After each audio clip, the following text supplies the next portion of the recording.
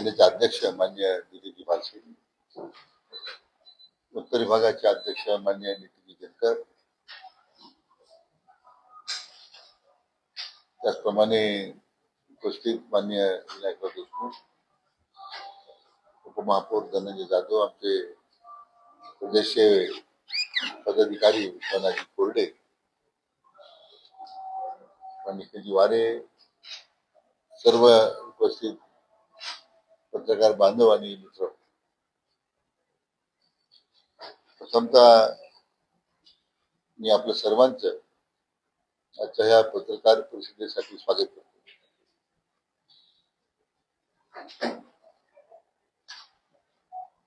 विश्वनेता आदरणीय प्रधानमंत्री नरेंद्र मोदीजी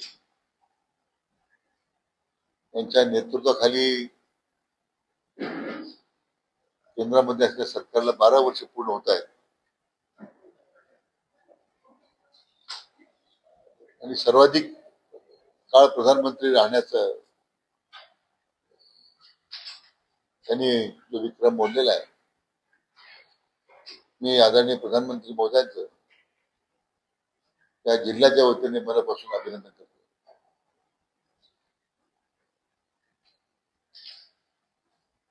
त्यांच्या नेतृत्वाखाली देशभरामध्ये साधारण 22 राज्यांमध्ये आज भारतीय जनता पक्षाचं सरकार आहे. ही देशाच्या स्वातंत्र्यानंतर सगळ्यात मोठी उपलब्धी आहे. भारतीय जनता पक्षाच्या कार्यकर्त्यांच्या दृष्टीने सगळ्यात आनंदाची गोष्ट आहे की नुकत्याच झालेल्या पश्चिम बंगालच्या निवडणुकीमध्ये अभूतपूर्व यश पक्षाला मिळालं. ते या पक्षाचे संस्थापक आदरणीय श्यामाप्रसाद मुखर्जी यांची ती जन्मभूमी आहे आणि मला वाटतं एक प्रकारची त्यांना आदरांजलीच या विजयामुळं पक्षाला दिलेली आहे. 12 वर्षाच्या आपल्या कारकिर्दीमध्ये राष्ट्रप्रथम हेच एकमेव असं धोरण त्यांनी घेतलं आणि नवी अर्थव्यवस्था, नव भारत आणि नवा आत्मविश्वास घेऊन जगामध्ये महासत्तेच्याकडे त्या देशाने वाटचाल केली.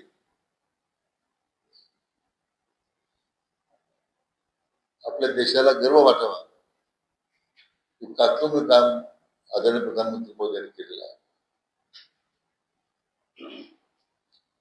आदरणीय प्रधानमंत्री नेहमी सांगतात की 24 तास 7 दिवस आणि 12 महिने हे ध्येय घेऊन आम्ही काम करतो. कारण 12 वर्षाची ही जी वाटचाल आहे त्यांनी दिलेले जे घोषवाक्य आहे, सबका साथ, सबका विकास, सबका विश्वास आणि सबका प्रयास, त्याची प्रचिती आपल्याला प्रत्येक वेळी येते.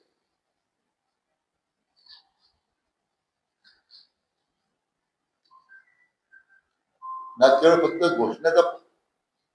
घोषणागुढा प्रवास झाला नाही, अनेक योजनेमधून समाजातील प्रत्येक घटकानं त्यामध्ये या विकास प्रक्रियेमध्ये सामावून घेताना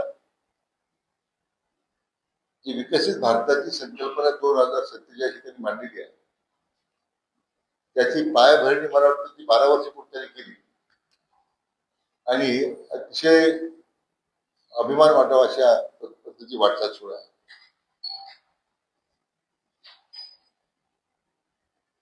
आणि त्याचं प्रतीक म्हणून मी मगाशी उल्लेख केला की जो देश समृद्ध होतोय, जगामध्ये आज भारताची ओळख एक बलशाली देश म्हणून होते. वेगवेगळ्या देशांनी त्यांना आतापर्यंत 34 पुरस्कारांना सन्मानित केलं होतं आणि त्यामध्ये 22 सन्मानित त्या देशाचे सर्वोच्च म्हणून मानले गेले होते.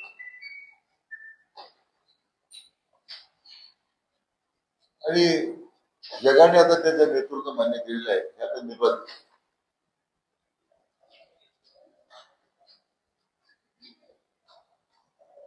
उल्लेखनीय बाब म्हणजे 12 वर्षामध्ये साधारण 25 कोटीपेक्षा जास्त लोक दारिद्र्य रेषेतून उभा आणले गेले. 11 कोटी अधिक शेतकऱ्यांना या सन्मान योजनेमध्ये समावेश त्या ठिकाणी सामावण्यात त्यांना त्याचा लाभ दिलेला आहे.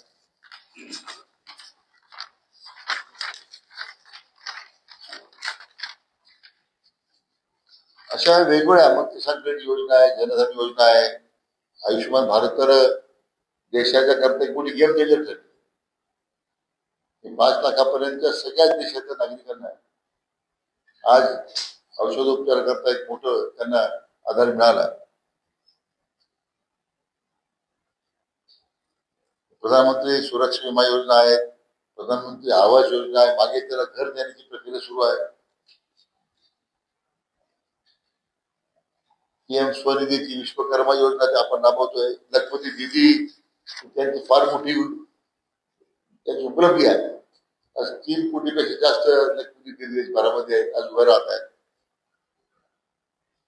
सगळ्या क्षेत्रामध्ये कृषी क्षेत्रामध्ये आपण जर मागच्या 10-12 वर्ष आकडेवारी पाहिजे तर सगळ्यात जास्त शेतीला वित्त पुरवठा करण्याचं काम भारत सरकारच्या माध्यमातून झालं.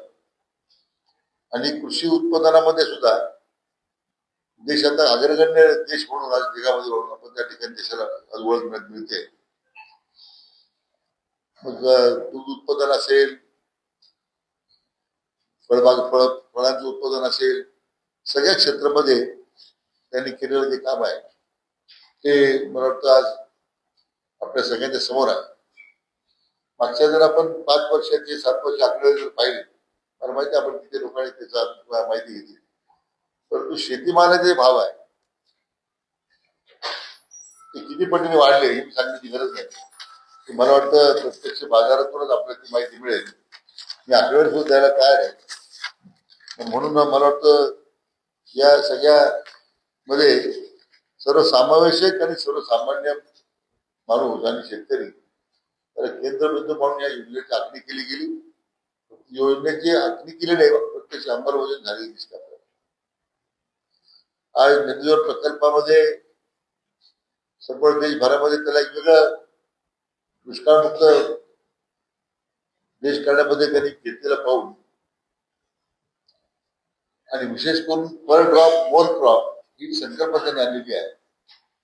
त्यामध्ये प्रत्येक पाण्याचा थेंब त्या शेती उत्पादनाकरता कारणीभूत ठरला पाहिजे, त्याची उत्पादकता वाढली पाहिजे, उत्पादन वाढलं पाहिजे, त्याची भूमिका आहे. आपल्या राज्याच्या सुद्धा या 2 मोठ्या नदीवर प्रकल्पांमध्ये आहेत. उदाहरणार्थ नळगंगा, वेणगंगा 11 जिल्ह्यासाठी विदर्भाला मोठं वरदान ठरणारा तो प्रकल्प आहे. आणि उल्हास खोऱ्यातून 78 टीएमसी पाणी आणून ते गोदावरी खोरे संपूर्ण दुष्काळमुक्त करण्याचा त्यामध्ये समावेश आहे. साधारण दोन्ही योजनेला प्रत्येकी 1 लाख कोटी रुपये खर्च आहे. रस्ते विकासा बाबतीमध्ये आपण रोज अनुभवतोय. आपण त्या वेगळ्या तीर्थक्षेत्रात जातो, प्रवास करतो, त्या गतीनं रोज 34 किलोमीटर हायवे उभे राहतात. त्या कामाला वेग आहे.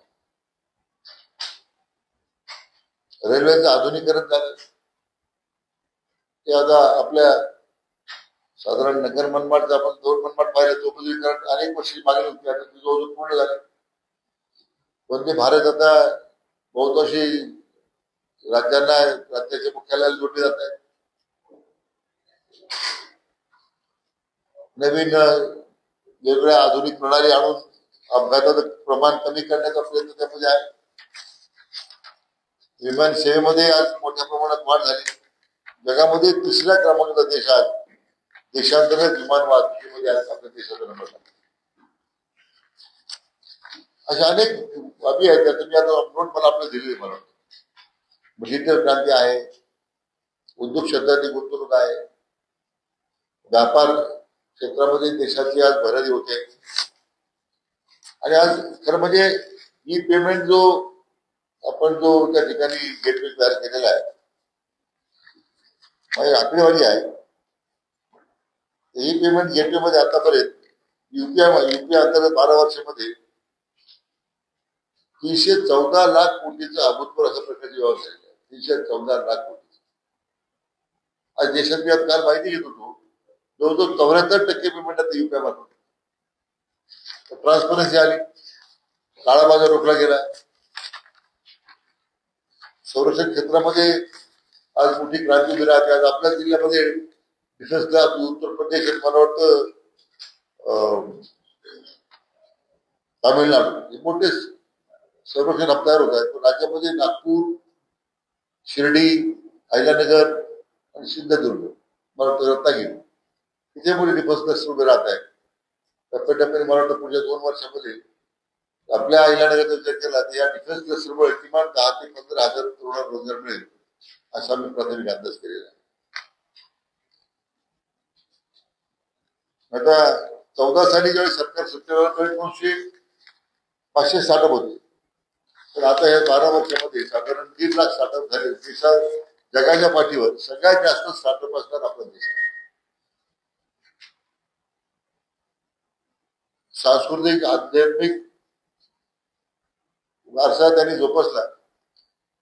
म्हणजे अयोध्येतील प्रभू श्रीरामाची भव्य मंदिर उभारणी झाली. काशी विश्वनाथ कॉरिडॉर उभा राहिलाय. उज्जैनचे महाकाल त्याचा कॉरिडॉर उभा राहिलाय. केदारनाथची धामची पुनर्बांधणी त्या देखील पूर्ण झाली. अशा एकूण भारताच्या कोट्याधी भारताच्या आधारात असणारं एवढे तीर्थक्षेत्र आहे. मला वाटतं ते पूर्ण करण्याचं काम आदरणीय प्रधानमंत्री मोदींच्या त्यांच्या नेतृत्वाखाली झालेलं आहे. त्यामुळे 12 वर्षाची कार्यकर्ते त्यामध्ये आज जगाचं नेतृत्व करण्याची क्षमता निर्माण झालेली आहे. 15 नंबर असणारा भारत आज 3ऱ्या क्रमांकावर आलेला आहे. आज अमेरिका आणि चीन नंतरची अर्थव्यवस्था आपल्या देशाची आपण करू शकतो. त्यामध्ये देशाच्या प्रत्येक समाजाच्या घटकानं, प्रत्येक स्टेक होल्डरनं आदरणीय प्रधानमंत्र्यांच्या नेतृत्वात विश्वास ठेवून या सगळ्या विकासात्मक वाटचालीमध्ये आपले योगदान दिलेलं आहे. त्यांचं सुद्धा निमित्त मी मनापासून त्यांचं अभिनंदन करतो. पुन्हा आदरणीय प्रधानमंत्री माननीय नरेंद्र मोदीजी यांचं सुद्धा मनापासून अभिनंदन करतो. त्यांना दीर्घायुष्य लाभो अशा प्रकारच्या शुभेच्छा जिल्ह्याच्या वतीने करतो. असं आहे की त्यांनी योजना आपल्याला दिलेली आहे. हर घर जल योजना 100% लोकांना नळजोड करून घरात पाण्याला पाहिजे. काही प्रधानमंत्री या गावात बसत नाही. त्या यंत्रणेची जबाबदारी आहे की योजनेची प्रभावी अंमलबजावणी करण्याची. आता हे सातत्याने आपले मुख्यमंत्री मोदी त्याचा आढावा घेत आहेत. आता मधल्या काळामध्ये मी मान्य करतो की त्यामध्ये बऱ्याच संगत होत्या, त्याच्यात आरोप झाले, भ्रष्टाचार झाल्या, तक्रारी झाल्या. पण आता मला वाटतं त्याला गती द्यायचा प्रयत्न होतोय. पण मुळातच योजना जी आणली होती की ह्या इथून आदरणीय प्रधानमंत्री आणली होती. आता अंमलबजावणी करायचं काम त्याच्या राज्य सरकारचं आहे किंवा त्याच्या व्यवस्थेचं आहे, सरकारमध्ये असणाऱ्या त्या विभागाचा आहे.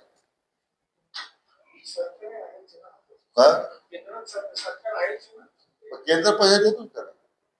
केंद्राने आपला हिस्सा दिलेलाच आहे. आता स्वतः आदरणीय गेल्या 15 दिवसापूर्वी मला वाटतं त्या खात्याचे मंत्री केंद्रामध्ये असणारे CR पाटील साहेब, त्यांच्या उपस्थितीत माननीय मुख्यमंत्री मोदी होते, दोन्ही उपमुख्यमंत्री मोदी होते. या सगळ्या जलजीवन मिशन योजनेमध्ये विस्ताराने चर्चा झाली आणि काय त्रुटी आहेत, उणीवा आहेत त्या ताबडतोब दूर करून ही लवकर योजना पूर्ण करावी अशी त्या ठिकाणी चर्चा करून चर्चा झाली. सुधारणा करू नका, सुधारणा होईल. आता मला वाटतं निश्चित सुधारणा होईल. टेस्टिंग सुरू झालंय, त्याच्यातून भविष्यामध्ये आणखी काही प्रश्न निर्माण होण्याची शक्यता तयार झाली. सरकार कशा पद्धतीने नाही, आता असं आहे की ज्या गोष्टी सरकारच्या नियंत्रणात नाही. आता इराणचं युद्ध थांबवलं, स्वतः अमेरिकेचे राष्ट्राध्यक्ष सकाळी बोलतात, दुपारी बोलतात, रात्री झोपेत उठल्यानंतर वेळ बोलतात. आता त्यांनी इराणने सांगितलं आपलं युद्ध विराम झालाय. इराण झालंच नाही, कारण दुर्दैवाने आपल्या टँकर हल्ली झाली. शेवटी असं की देश अन्नधान्याला स्वयंपूर्ण आहे. आता उदाहरणार्थ भाजीपाला असेल, धान्य असेल, त्यासाठी आपल्याला कोणाला समोर द्यावं लागत नाही, त्यासाठी समोर द्यावं लागतं.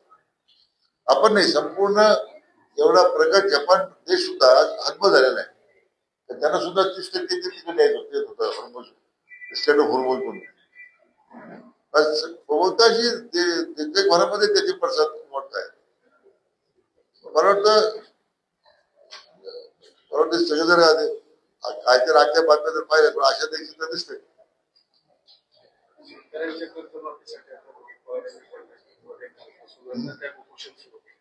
कर्जमाफीसाठी रोहित पवारांनी आणलं त्या कशा करताय? रोहित पवार यांनी त्या कर्जमाफीच्या ज्या अटी शर्ती आहेत त्याच्यामध्ये बरेचसे शेतकरी बसत नाहीत त्या मुद्द्यावर त्यांनी उपोषणाला येते त्या अटी शर्ती त्या शेतकऱ्यांसाठी जर चुकीच्या आहेत असं रोहित पवार म्हणतो म्हणजे काही ते काही प्रमाण नाही. त्याची अंमलबजावणी सरकार करते, अंमलबजावणी सुरू झालेली आहे. आता मला वाटतं 22 तारखेपर्यंत राज्यभरामध्ये याची विधान परिषदेची आचारसंहिता होती. झाल्यानंतर प्रत्येक वेळेस अंमलबजावणी सुरू होईल तशात कुठे सौदा दूर करू नये. पण काहीतरी चंपगिरी करायच्या नावाखाली आणि प्रत्येक बाबतीमध्ये ते त्यांचं ते धोरण असतं की सरकारवर टीका करायची, सरकारला कळत नाही. आता सगळं मला वाटतं सगळ्या ठेका त्यांनीच घेतल्या दिसतोय.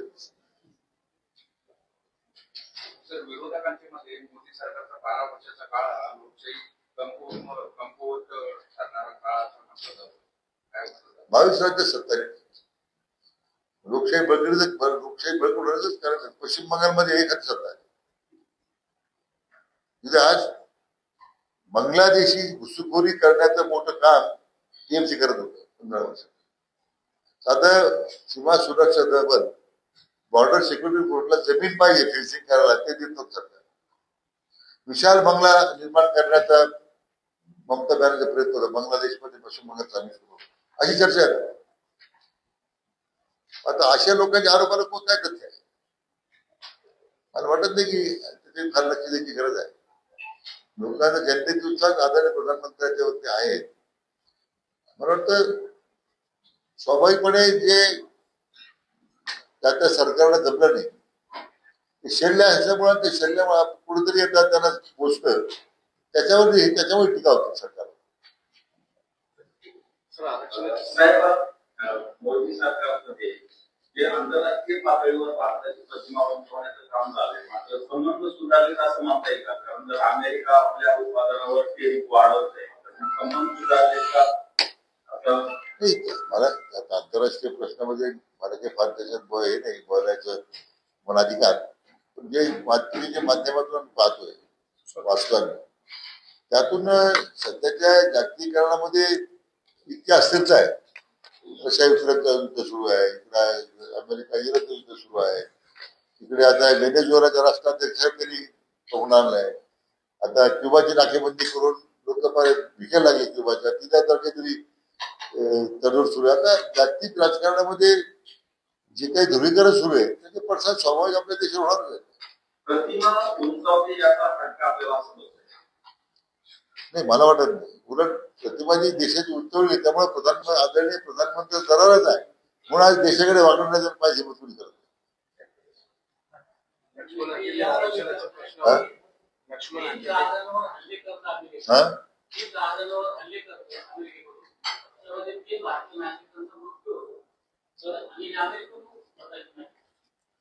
त्याच्या आता परवा आपल्या परराष्ट्र मंत्र्यांनी या संदर्भात तीव्र शब्दात निषेध केला. अमेरिकेचे राजदूत भारतात त्यांना बोलवण्यात आलं.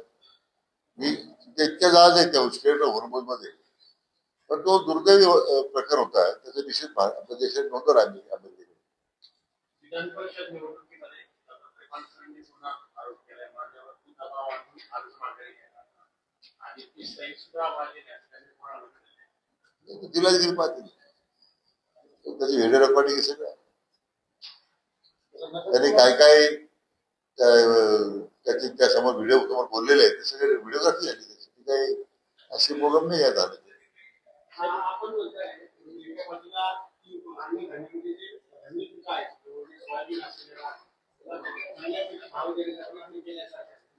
पण दुसऱ्या बाजूला भाव आहे याचे भाव प्रचंड वाढल्याचे शेतकऱ्यांचं म्हणणं आहे. याच्याकडे कसं पाहता समोर कसं मध्यंतरी खतावर जे असणारी सबसिडी आपण देत होतो त्या कंपन्यांना पण थेट द्यायला सुरुवात केली.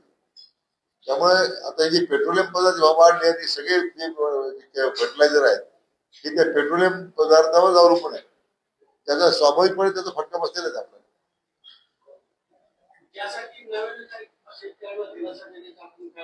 सरकार जर करत नाही स्वतः आधारित प्रधानमंत्री म्हटले आपण काय निश्चितपणे काही मार्ग काढू शकतो.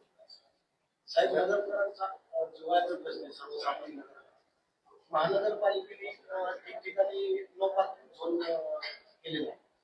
परंतु समजा मी एकच उदाहरण देतो, टेंडर चौक ते प्रोफेसर चौक या रोडवर नो पार्किंग झोन केलेलं आहे.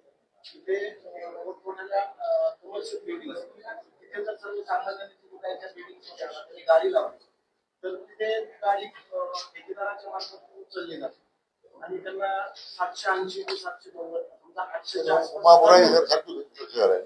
आणि दुसरा मुद्दा असा आहे पण त्या याच्यामध्ये नो पार्किंग झोन केलं बरोबर काय तिथे नो पार्किंग झोन केलं पण तिथे पार्किंग झोन तो करायला पाहिजे महानगरपालिकेने लोकल इश्यू आहे पण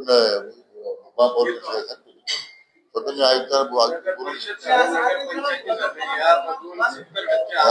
नगर पंचायती जाते नगर परिषदा झाल्या वेगवेगळ्या ठिकाणी 70% आरक्षण काढून घेतलं असेल लक्ष्मण हाके ठाणगावून सांगतात.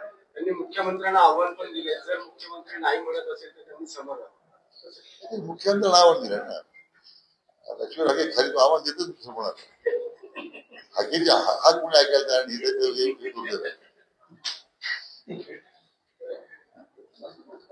शरद पवार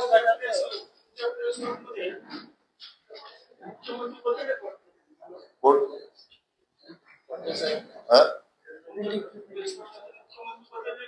पहिले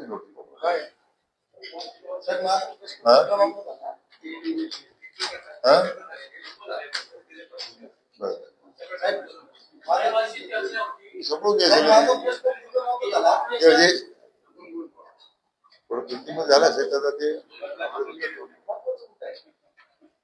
माझा प्रश्न पूर्ण प्रांत कार्यालयामध्ये जे पार्किंगची व्यवस्था प्रांत कार्यालयाचे सगळे गेट बंद असते त्यामुळे ते सगळ्या गाड्या बाहेर लागतात आणि महानगरपालिकेने जे टेंडर केलेले आहे त्याचे ती गाड्या उचलून घेऊन जातात आणि त्याच्यावर कारवाई करतात. हे सर्वसामान्य नगरकरांना त्या बाबतीत असं काही महानगरपालिकेकडे आयुक्तांना बोलून घेतो आयुक्तांना बोलून घेतो महापौर वारे आहे तुम्ही आज त्यांना बैठक घ्यायला लावतो स्वतः महापौर आयुक्ताशी बोलतो असं होतं असेल गंभीर आहे. आयुक्त आपले परदेशात गेले होते परदेश गेले आले शरद पवार गटाचं काँग्रेसमध्ये विलीन करण्याची चर्चा चालू आहे. कसं पाहतात त्या उरलं सोरलं असतं तर पक्ष संपवणे ठरवले त्याची फार विचार त्यात कारण नाही. ज्यांना असतं संपूर्ण झालंय ते विलीनीकरण काय करणार. भाजपला हरवण्यासाठी कोणीतरी भाजपला चेकमेट देण्यासाठी कोणतरी सर्व पक्षांनी एकत्र यावे संजय राऊत आव्हान करतात. संजय राऊतच्या आव्हानामुळे 9 पैकी 7 खासदार गेले ऑपरेशन टाकेमध्ये त्यांच्या आव्हानाचा परिणाम झाला की त्यांच्याच पक्ष जास्त सपोर्ट झाले. चला थँक्यू. संदर्भात आता नोटबंदीची कारवाई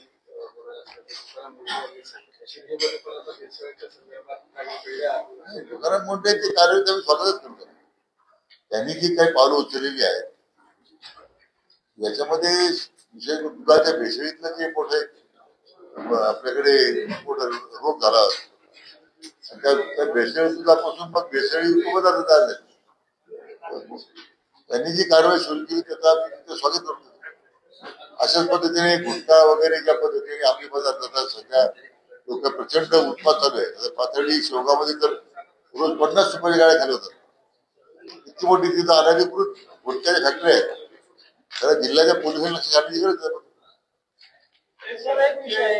मोदी सरकारची जी 12 वर्ष आहे देशाला तर खूप विकास कामं आहे नगर जिल्ह्याच्या दृष्टीने जी विकास कामं आहे त्या संदर्भात एक सविस्तर टिप्पणी द्या. एक तुमचं दुहेरीकरण आहे रेल्वेचं नंतर संरक्षण हब होते शिर्डी ते आहे स्वतंत्र नगर जिल्ह्याला काय मिळालं मोदी सरकारचं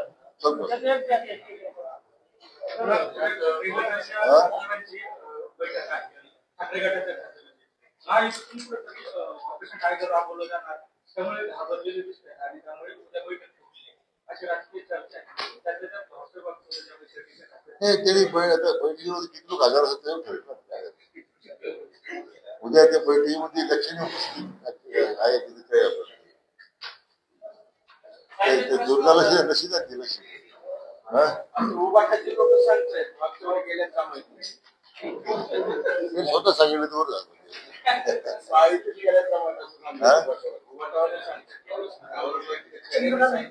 आपण ऐकलं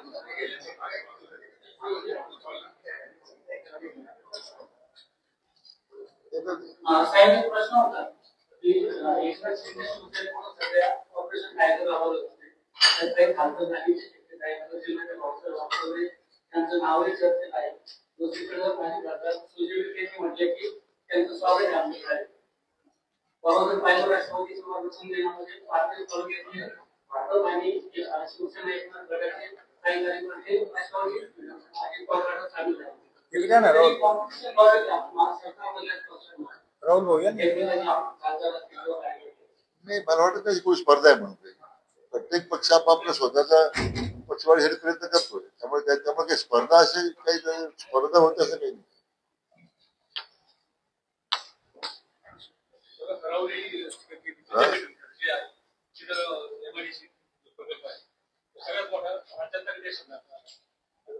आपण रावरी विद्यापीठाची साधारण 1600 एकर जमीन आधी तिथे केलेली आहे ती जर आपल्याला आता मुख्यमंत्री माननीय मुख्यमंत्री स्तरावर त्याच्या संदर्भात आता आम्ही बैठक घेतोय म्हणजे रिसर्च क्लस्टरसाठी आणखी त्यामध्ये लाभ मिळेल तर म्हणजे आम्ही ही प्रयत्न केला आहे के रेंजेसच्या बाजूची R3 म्हणून जमीन आहे जी आज आपल्या सरकारी ताब्यात पण डिफेन्सला दिली आपण ती जरी रिलीज केली आपल्याकरता ती साधारण 7,000 एकर जमीन आहे तो एक आपला 1600 एकर जमीन विद्यापीठाची R3 एकर बाजूला समाज केली त्यातली 12,000 एकर डिफेन्सच्या मालकीची आहे आणि साधारण 20,000 एकर राज्य सरकारच्या आहेत त्या पण त्यांना लीजवर दिली आहे आम्ही आता आयडेंटिफाय केलं आता जो पत्रव्यवहार करून संरक्षण केकेरेंजेसला त्यांना फायरिंग रेंज करता किती उपयुक्त आहे काही आज त्यांनी बहुतेक 10-15,000 एकर जमीन 10,000 वापरले जाते म्हणजे वापरत नाही त्या पण परत करा शस्त्रास्त्रांची रेंज वाढण्याच्या दृष्टीनं ती ऍक्टिव्हेट करून रेंज वाढली की त्याची गरज लागणार असे दोन भाग के रेंजेसच्या विस्तारित नवीन आधुनिक त्यांसाठी जमीन भूसंपादन करण्याची त्याची मागणी होती आपण नाही म्हटलं परवा ज्या शिर्डीच्या कार्यक्रमामध्ये शिर्डी झाले होते जनरल चव्हाण तर आम्ही विनंती केली की मध्य प्रदेशमध्ये एक एकदा रेंज आयडल पडलेली आहे तिथं बऱ्याचमध्ये अभ्यास केला होता मध्य प्रदेश वापर म्हणतो तुम्ही तिला घेतल्या जमिनी पुष्कळ झाल्या आता मध्य प्रदेशमध्ये रेंज आहे दुसरं आता जे आपण बाहेरून सराव करतो अमेरिकेचे लोक येतात बाहेरच्या देशात आपण पण सराव करतो रंगण्याचा वाढवणच करतो बेसिक निर्णय याला बेसिक रंगण्याचं ट्रेनिंग येतो ना तुमचं पण फायरिंग रेंज तुम्ही ती वापरू ना आता काही पहिलं सारखे विमान रंगणी घेऊन जात आता त्याचं फायरिंग रेंजसाठी भूसंपादन करण्याची गरज नाही त्याला 2-3 पर्याय आपण दिलेल्या आहेत जैसलमेरचा रेंजचा त्यांना पर्याय दिलाय मध्य प्रदेश रेंजचा त्यांना पर्याय दिलाय आता एस्टॅब्लिशमेंट अनेक गोष्टीच आहे ना डीआरडी 1,000 एकर तुम्ही मागते आपल्याला आपल्याकडे जिल्ह्यामध्ये हा नाही आता ते अखेरी पण शेतकऱ्यांचा जमीन प्रश्न आहे ना त्यांना जमीन द्यायची आपल्याला पुढे निर्णय झाला मंत्रिमंडळाचा त्यांना जमीन देऊन मग ती डीआरडीओ द्यावी त्याची काही असा जो प्रयत्न आहे कारण संरक्षण विभागाला आत्मनिर्भर भारताच्या अनुषंगाने हे सगळे बाकीचे धोके लक्षात घेऊन अधिक आपल्याला या संरक्षण विषयक बाबीमध्ये संशोधनामध्ये घेता आली पाहिजे हा त्यांचा प्रयत्न आहे पण आपल्याला सरकारचा 1,000 एकर जमीन द्यायचं मान्य केलं आईला नगरमध्ये जमीन देतो आपण 1,000 डीआरडीओला महामंडळ असेल आधी तुम्हाला कसं आहे का तुम्ही त्यांना पुढे मिळतात काय